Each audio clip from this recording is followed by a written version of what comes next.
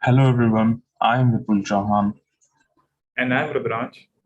and we are definitely nerds.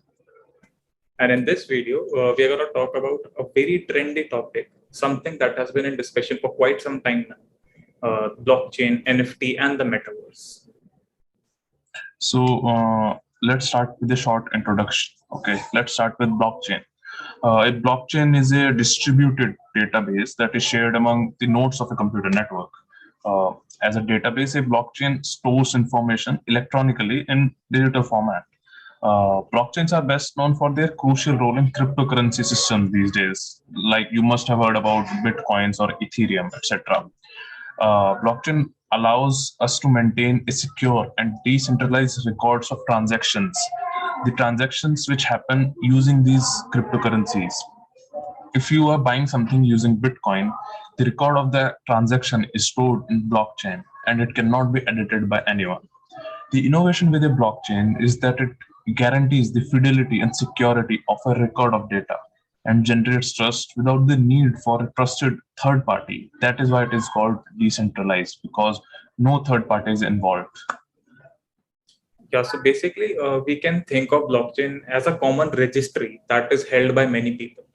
In this case, that is not many people, it is many computers. So once you've added the signature, once you have completed a transaction, you will have permanently etched the transaction in this network. So you will also have access to a non fungible token NFT जिसको हम कहते हैं जो भी मतलब काफी एक hot topic रहा है पिछले कुछ टाइम का. So that is basically an item that represents ownership. Everybody in the registry will know who owns the token and nobody can alter these records unless you the token holder मतलब जिसके पास वो चीज है जिसके पास वो suppose कोई transaction हमने करी और हमारे पास वो चीज है तो जब तक आप खुद वो चीज डिसाइड नहीं करते कि आपको वो सेल करना है या किसी को गिफ्ट करना है तो तब तक वो जो रिकॉर्ड है जो ट्रांजैक्शन का रिकॉर्ड है वो चेंज नहीं हो सकता है and sure anybody can freely copy and distribute the artwork but there will only be one original NFT. This piece will always be one of a kind. So decentralize ये है और secure इसको बनाने का यही तरीका है कि ये इट इज बेसिकली मतलब it is a linkless type of structure. जिन्होंने थोड़ी डीएसए पढ़ी है उनको पता है लिंकलेस क्या होती है. सो एक के पीछे एक जो होते हैं ट्रांजैक्शन हमारे कनेक्टेड होते हैं एक दूसरे से. सो इन रिकॉर्ड्स को चेंज करना और ऑल्टर करना is very very difficult. So that's why it is being used nowadays. Like it is in an exponential. The growth has been exponential in the need of blockchains, and इसलिए इसको इतना ज्यादा use किया जा रहा है क्योंकि सिक्योर है. इसको कोई भी अपने आप से चेंज नहीं कर सकता. Hackers require immense amount of time and energy if they want to change these records, और वो इतना easily हो नहीं सकता. So that's why it's quite secure and it's been quite in demand nowadays. Right. So one of the major implementations of blockchain is cryptocurrency, as we just discussed.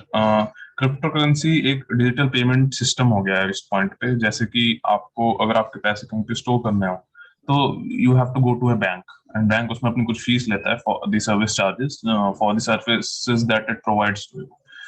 आपको अपने पैसे late से यूएसए में बैठे किसी आदमी को देने हैं, पेमेंट करनी है आपको, तो that will go through your bank और आपका बैंक उसमें एक आपसे फीस लेगा. प्लस एक बैंक थर्ड पार्टी है जो आपके और उस बंदे के बीच में आएगा जिसके थ्रू वो ट्रांसफर होने वाला है. हो सकता है उसमें दो बैंक आ जाए जिसपे जो जो यूएसए में जो बंदा बैठा है उसका अकाउंट जिस बैंक में हो मे बी वो वाला बैंक भी पिक्चर में आए. क्रिप्टो करेंसी अलाउ करती है कि आप डायरेक्ट खुद से वहां तक पैसे भेजे भेजे जा सकते हैं without any third party involvement. Okay, so a new a very interesting application of blockchain जो रिसेंटली सामने आई है दैट इज मेटा. हाँ, तो meta is basically a virtual environment where you can present where can be present with the people in digital spaces. जैसे हम games के बारे में जानते हैं, वी प्ले वाइस सिटी और वी प्ले जीटीए 5. तो ऐसा समझ सकते हैं कि we are playing GTA 5 with our friends. जैसे एक इसका वेरिएशन भी आ रखा है जीटीए 5 रोल प्ले, जिसमें आप अपने फ्रेंड्स के साथ you can be present inside the game and you can role play. Basically आप अपना कैरेक्टर चूज कर सकते हैं. You can lead a normal life inside the game. और उस गेम का रूल है कि अगर या रूल ब्रेक करते हो, अगर आप गेम के अंदर कोई भी बाहर की रियल लाइफ चीजें लेके आते हो तो you are banned from the game, जो ऑब्वियसली मेटा में नहीं होगा. But this is just something that I thought I should tell you.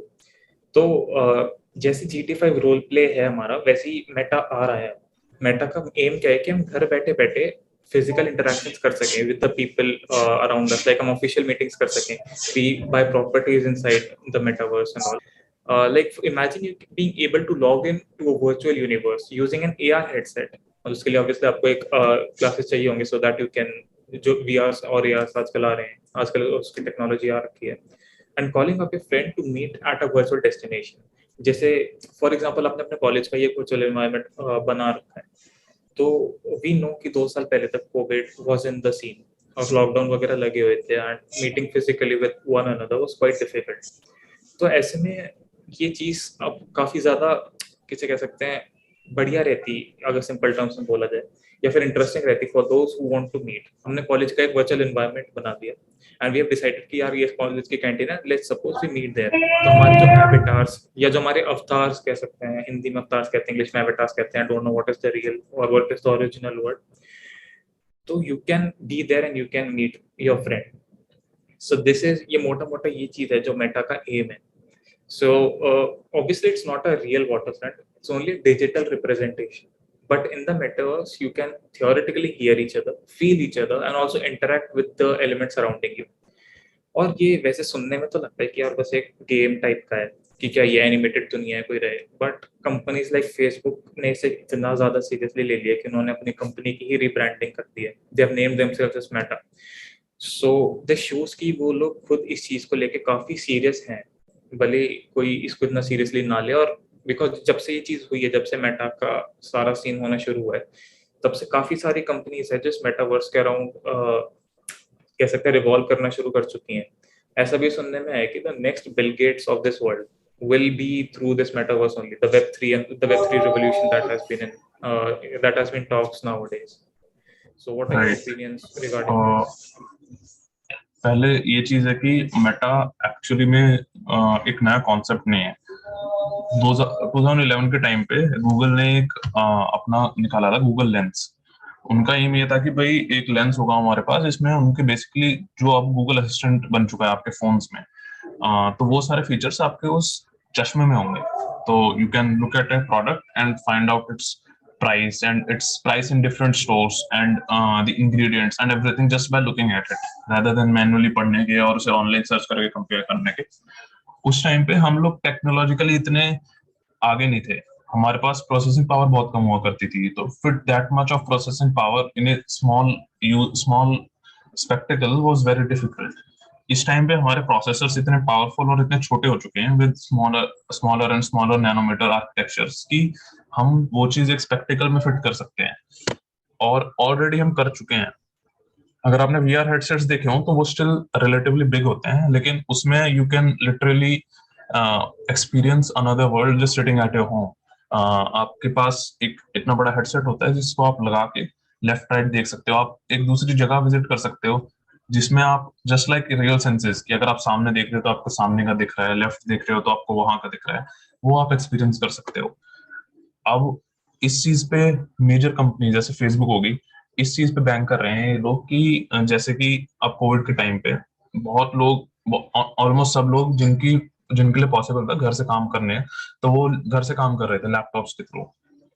तो कंपनीज को सबसे बड़ा फायदा है इंफ्रास्ट्रक्चर का. कंपनीज को आपको ऑफिस नहीं देने, ऑफिस में लाइट्स नहीं लगानी, और भी जो क्या कहते हैं इंफ्रास्ट्रक्चर के खर्चे होते हैं वो नहीं देने. तो कंपनी के लिए वहां बच रहा है. कंपनीज को क्या मैक्स टू मैक्स लैपटॉप देना है अपने एम्प्लॉय को, जो कि लैपटॉप से सारा काम हो ही रहा है उसके बाद, तो उन्हें इंफ्रास्ट्रक्चर में खर्च नहीं करना. कंपनीज को फायदा है, उनका प्रॉफिट ऊपर जा रहा है, तो वो तो और चाहेंगे कि आप घर से काम करो अपना. ये खासकर ट्रू है IT इंडस्ट्री में, जहाँ पे ये चीज बहुत इजीली पॉसिबल है कि भाई घर से काम कर सकते हैं. इसलिए काफी सारी कंपनीज ने अभी भी डिसाइड किया है कि घर से काम करो. मेटा यहाँ से लिंक होता है कि इवेंचुअली कंपनीज चाहती हैं कि आप जो भी काम कर रहे हो, जो आपके ऑफिस की फील होती है ऑफिस में जाने वाली, वो आप घर से ही बैठ के ले सको just by wearing a spectacle. आप स्पेक्टिकल पहनोगे, आपको लगेगा कि भाई आप एक टेबल पे बैठे हो, आपके एम्प्लॉयज आपके लेफ्ट साइड में बैठे हैं, राइट साइड में बैठे हैं, आपके बॉस आपके सामने बैठे हैं. वो सारी चीजें आप घर पे बैठे ही सिमुलेट किए जा सकती है. तो मुझे ये लगता है कि ये चीज बहुत ही हार्मफुल होने वाली है इवेंचुअली, क्योंकि ऑब्वियसली ऑलरेडी VR में सबसे पहले गेम्स ही आए थे किसी भी चीज से पहले.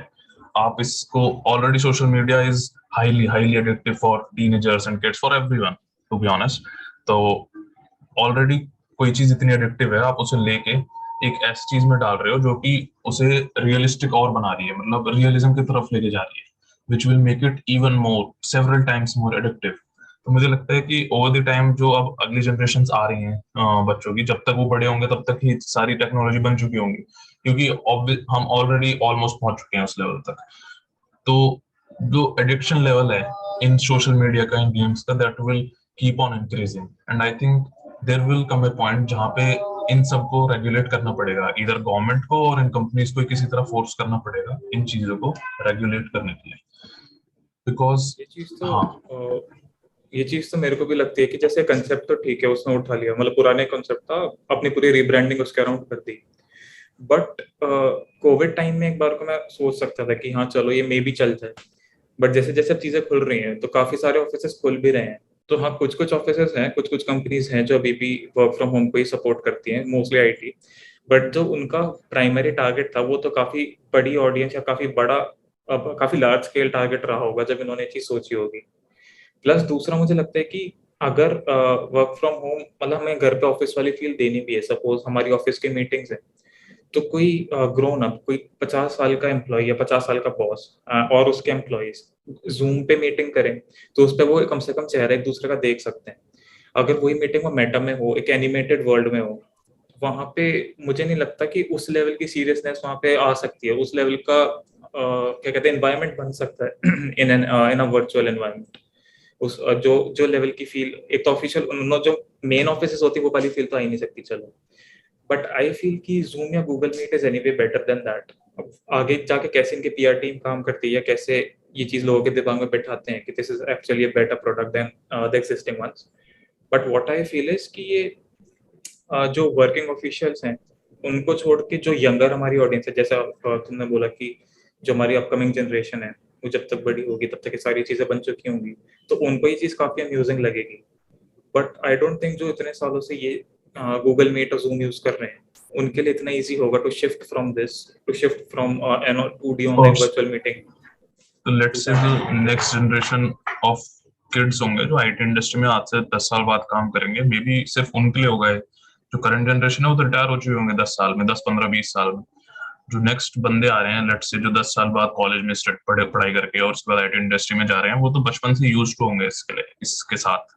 जैसे कि हमारे से पहले जब 2000s में जब स्मार्टफोन्स नहीं थे, तो तब की जनरेशन कंप्यूटर्स के साथ बड़ी हुई है, तब स्मार्टफोन्स नहीं थे। हमारी जनरेशन स्मार्टफोन्स के साथ बड़ी हुई है, तो हम लोग स्मार्टफोन से ज्यादा यूज टू है। तो प्रोबेबली जो अगली जनरेशन आएगी वो इसके साथ बड़ी होगी, तो they will be more used to this, office के टाइम पे भी काम करने में मे बी हम लोग इतना अडेप्ट ना कर पाए उस चीज से। Besides, but at the again and of the day ये थ्योरी है सारी, इन लोग इसकी इम्प्लीमेंटेशन कैसे होगी ये तो हम भी नहीं जानते, और वो लोग भी नहीं जानते, वो लोग भी अभी टेस्टिंग ही कर रहे हैं इस चीज की। मे बी ये वर्क ही ना करें, मे बी कभी भी वर्क ना कर पाएगी।